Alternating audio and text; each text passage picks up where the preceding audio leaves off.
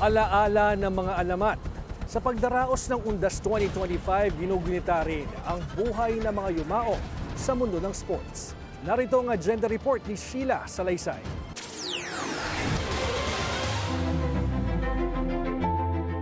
Mula Pilipinas hanggang sa international arena, sila ang mga alamat ng sports, mga kampiyon at mandirigma na bagamat pumanaw na, ay patuloy na nagbibigay buhay at inspirasyon sa bawat tagahanga at atleta. Sa boxing, isa sa mga pinakatanyag na heavyweight sa kasaysayan si George Foreman. Pumanaw siya nitong March 21 sa edad na 76. Nakamit niya ang gintong medalya sa 1968 Olympics at muling sinungkit ang heavyweight title noong 1994 sa edad na 45. Patunay na hindi kailanman hadlang ang edad sa isang tunay na kampiyon.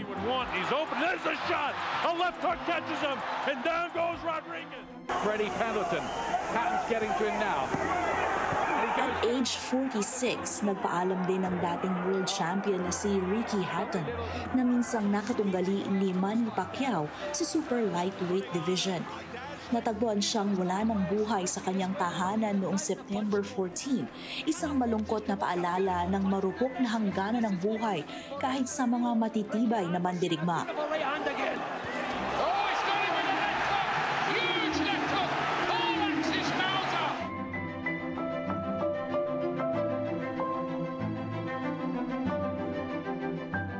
Sa Pilipinas, bumuhos naman ang dalamhati sa pagpanaw ni Ashlyn Abong, 18-year-old na rising star ng Gilas Girls na bumagsak habang nag-iensayo noong June 27.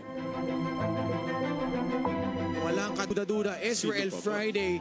Nagluksa rin ang UAAP community sa pagpanaw ni Israel Friday, 19-year-old na recruit ng UP Fighting Maroons na bumagsak din sa ensayo noong August 19. Talk about this comeback game that you guys were able to... I need one more try.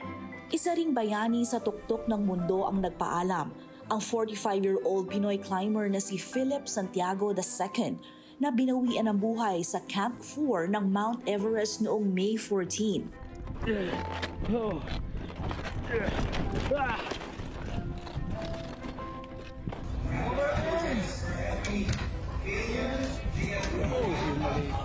Hindi rin malilimutan si Melvin Guarte, SEA Games multi-medalist sa athletics at obstacle course racing. Isang sundalo at atleta. Nasawi siya sa isang karumal-dumal na pananaksak noong January 7 sa edad na 32.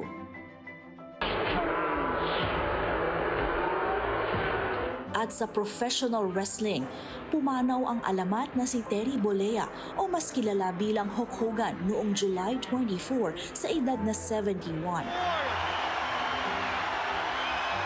Isang mukha ng sports entertainment na naghatid ng saya at inspirasyon sa mga dekada ng fans sa buong mundo.